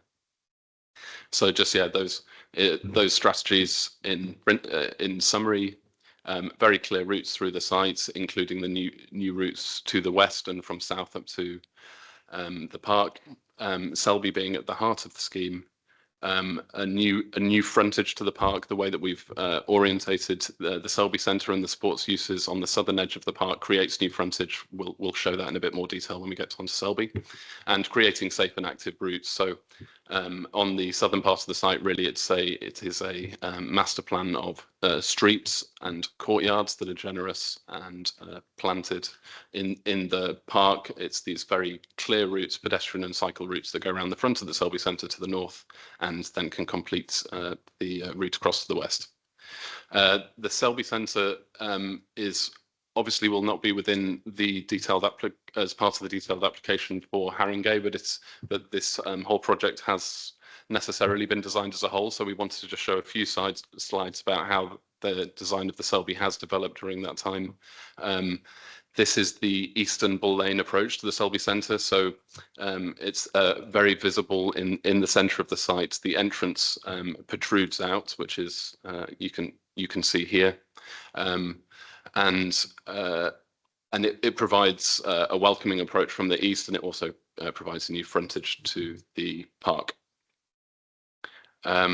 you can see just in this diagram how it acts as a fulcrum of those different approaches from Selby Road to the south, from Weirhall Road, from the park, and from the approach from Bull Lane. You can see the location of the entrance there, just poking out in the north of the plan. And that, I won't go through all of the uses, but a very active frontage along that northern edge of the Selby Centre, in the centre of which you have a beautiful entrance space, which is publicly accessible and forms a grand entrance to the Selby Centre. I've got 5 minutes. Okay, we're going to go very quickly. We can always come back to these if anybody wants clarifications. All of the uses are being accommodated. On the top left there, that's that welcoming entrance space. On the bottom right, that is the community hall, which is being designed with the flexibility to divide it in two, so that Selby have the opportunity to rent that out as a whole or divide it into two. They have separate entrances. And that's just an indication of how all of these uses are cleverly interlocked with one another in section. Sports. Okay, we'll run very quickly through this slide. We're retaining mature trees. There is a new SUDS system with a permanent pond to the north of the site, which you can see up here. So everything is draining from the south to the north. The community growing spaces, a new playground, outdoor gym, cricket nets, an option of either either a new forecourt sports hall or 2 padel courts. Muga, outdoor football and cricket pitches, a 3G pitch for multiple sports, for multi-sports, and a changing pavilion with club room. All of these uses have been consulted with all of the relevant sports bodies. These are the sports pavilion for changing, and one layout for the sports hall in this scenario. And that's just an overview of that eastern edge looking towards Selby in the centre, and you can see the potential for the Bull Lane Sports Centre on the right-hand side, which is part of the outline area. So in terms of the residential components of the scheme, we have 4 blocks with a maximum of 6 stories. Sorry, a second. They are mansion blocks which define the street, and then they also have generous private courtyards for residents and also shared courtyards to plots 8 and 7, which are these 2 down here. We have articulated roof lines, stepping bays. There's a lot of architectural character, which you'll see in some of the drawings I'll come on to in a second. These are just some sketches of those key approaches. So from Selby Road looking north towards the park, and from the park looking back south towards Selby Road. In terms of residential quality, we've worked very hard to get not only a very high proportion of family homes, but also a real mix of homes. So we've got a large number of maisonettes and stacked maisonettes, then large flats at upper levels. We have 95% dual aspect homes. There's only one home type that isn't dual aspect, which is a west facing 1-bed on plot 5, which I can point out, but we've got an extremely high proportion of dual aspect homes, which is great for ventilation and natural daylighting. And this is just an indication of the ground floor and how it indicates how it interacts with the landscape. So particularly down this left-hand part of the site, we have a very large number of 3-bedroom and 4-bedroom family maisonettes that have their own gardens. We also have maximised the number of M43 homes that are located at ground floor. There's 10 out of the 21 M43 homes located at ground floor. We have, yeah, I'm going to have to move on. This is how we're dealing with play space, looking at doorstop play accommodated in courtyards. And there's also a new playground in Bull Lane Park. There's a whole sustainable urban drainage scheme, which drains towards the pond in the north. And we're also obviously working on creating an extremely rich landscape that contributes to our urban greening factor as well. Can you wind up now, Yeah. please? I'll Your go times. Yeah. very quickly through these. Well, I think I need you to just Come to an end. Yeah, come to an end. I'll let members ask questions and then just let's see what happens. So I've got Councillor Wright. In terms of cricket pitches, do you get a proper cricket pitch, not just practice pitch, like a proper square? And in terms of planning permission, does Haringey and Enfield have to decide on this application together or separately? How does that work? So the first was, will it be a proper cricket pitch? Yes, there are proper cricket pitches, and we're also looking at the opportunity of the provision of other facilities associated with cricket. And Phil, can you, about the Enfield, the planning permission? Yeah, so it'd be two separate planning applications. So there'd be the planning application for the housing and the retention of the sports hall on the Haringey side, and then there'd be the planning application to Enfield for, well, the two planning applications, the planning application for the sports and for the Selby Centre, but then also the outline application for the sports hall, which potentially might come forward in the future. So Donovan? Thank you. Thank you for your presentation, and particularly thank you for the model, which clearly shows this is a very important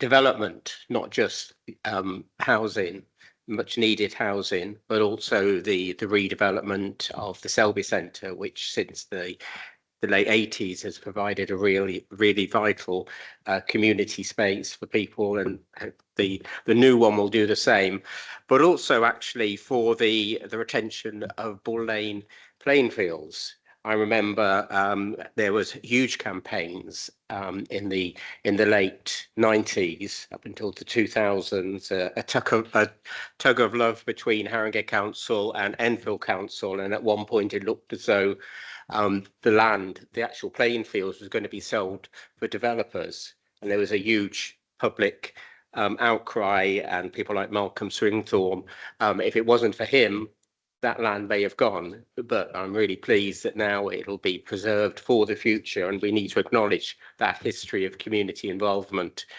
What is the timescale for this? When will we be able to see that in real life?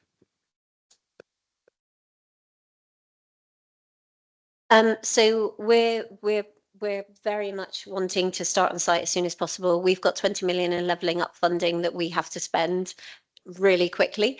So our aim is to get on site, well, to get the planning permission, procure a contractor, and we're looking to kind of get on site early, well, middle of next year is the aim. And we'll be starting on Bull Lane, building the Selby building first, and then moving down to the housing later. Councillor Emery. Thank you, Chair.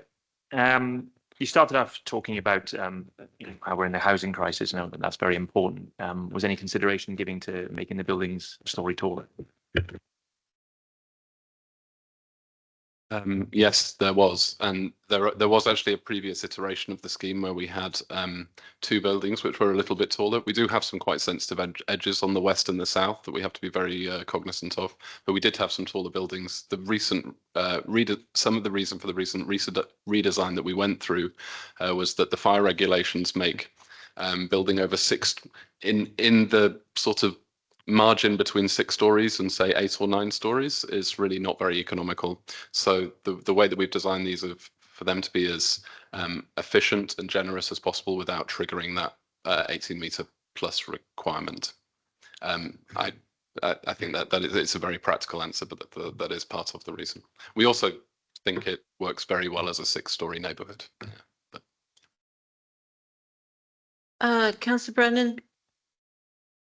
Yeah, I noticed the last QRP panel was May in 21. There's been a lot change in the building world since then. Is it the intention to take it back to a future QRP panel? And then one minor point, which has already been mentioned, I know this is really minor, but I've been approached by the people who are responsible for promoting cricket in Tottenham. They've got issues with the pitch that you are proposing. I don't know whether it's a false pitch, a grass pitch or what, but whatever you're proposing, they are not happy with that proposal because they say it will not deliver what the youngsters need to get into cricket in Tottenham.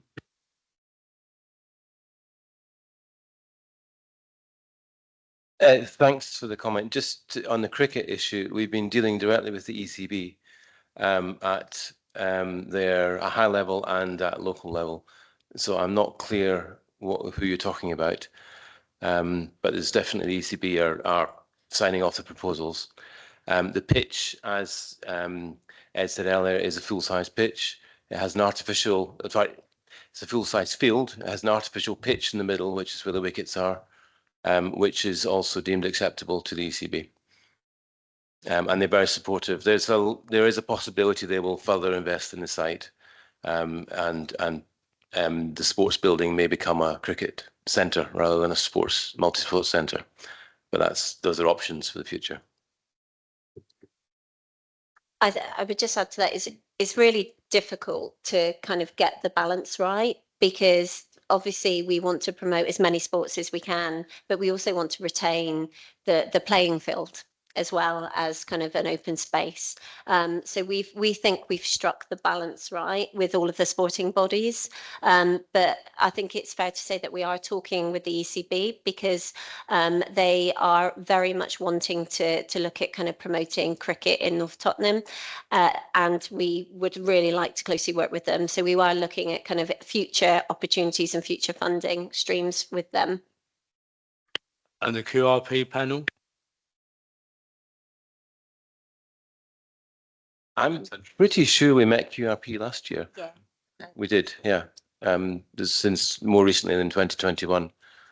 There's been a constant dialogue with them. But we've certainly got no plans to go back to them. They were very pleased with the last iteration of the plan. Okay, that's the answer. That's the answer. Did you want to come back, Councillor Bevan? Say anything else? Well, just to say we value our QRP panels really highly. They really produce excellent improvements to all the schemes that they look at. So it's your judgment and the planning officer's judgment whether that's necessary. I'll leave that open.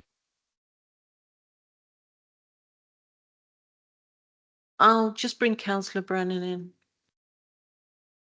So I was sad to see you stop before you could talk about all the housing, because the housing was the most exciting bit. But I've seen on the pictures that you seem to have, you've got roof garden, have you got all the roofs greened over? They're like roof gardens on all your roofs. And I also saw on your picture on the ground floor, you had quite a lot of, it looked like gardens interspersed between the houses, which I really, really liked. And then I was just going to ask you a quick question regarding something to do with your landscaping. Where is it? Something about Enfield. Oh, the potential impact on Epping Forest Special Area of Conservation will need to be assessed. Does that mean that it might have a negative impact? Or not? Or positive impact? In response to the last point, I think that's a levy that Enfield are keen to raise to support wider landscape works. And given that we are improving landscape significantly in this scheme, we're not minded to contribute, but we'll see what they have to do. Yeah, just on the previous questions. So you're right. The roof plan, all of the roofs are currently shown as green roof, and the majority of them are solar green roofs. So the all accessible roofs that are easily accessible also have PV, but it's planted over a biodiverse roof. And yes, we have very generous courtyard spaces, some of which are private to the residents of that block, and others are a sort of a semi-public courtyard, such as the ones to the south of Plot 8. And those are working very hard for us in terms of our play space as well. Just on the Epping Forest SAC, so anything within a 6.2 kilometre radius has the potential to impact the special area of conservation, because people could potentially travel to it. But realistically, because this scheme, where it's located and how long it would take to get there, and the fact that majority of it's car free, it's unlikely to have an impact. But that will just have to come out in the ecological assessment, that they'll need to show that there wouldn't be an impact that would be detrimental.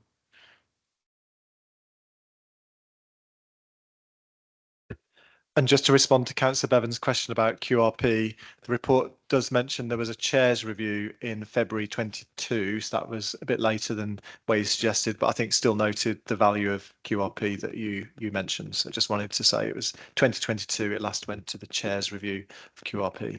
Thank you. Do members have any other questions? No?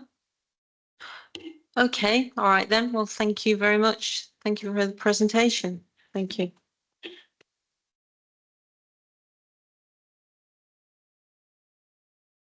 Okay, so moving on, we're on item 11 of new items of urgent business, of which there are none. And item 12, date of the next meeting is the 9th of September. So thank you very much, everyone. Thank you. Good night.